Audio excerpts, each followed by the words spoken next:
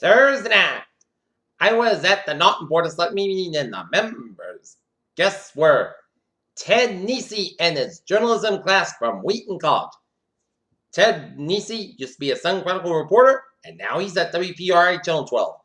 And he and Selectman Bob Kimmel discussed the lack of a local newspaper in Norton here. And during the Board of Selectmen meeting here, Town Manager Mike Units discussed the lack of local newspaper in Norton here. And he also brought up his newspaper from the past that he grew up in his hometown of Hanover, and he still lives there in Holbrook, called the Holbrook Sun, and it went into business because Michael Units lives in Holbrook here. Well, back in the days,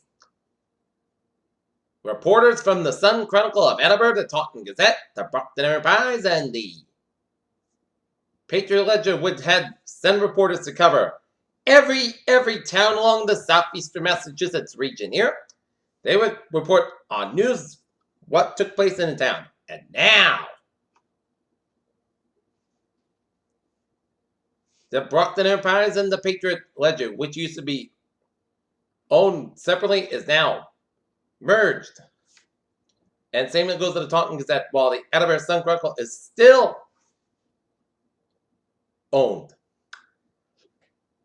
And even though I'm friends with a Sun Chronicle, I'm friends with Mark Farinella, Pete Gobis, when I'm covering the sports scene at non-high school with the Lancers, and I'm also side by side with Stephen Peterson when taking notes for the Norton Board of Selectmen meeting. Yep.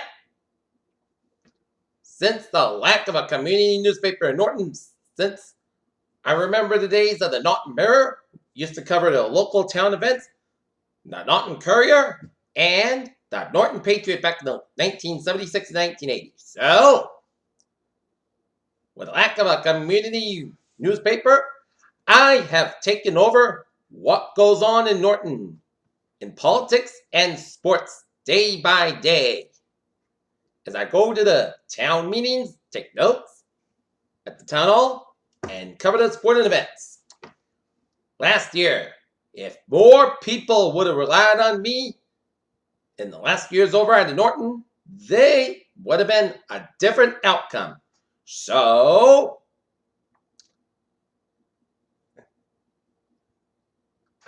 this is why Norton doesn't have a community newspaper. So I taken much over what goes on in town. Kind of like a little small town newspaper or radio station. So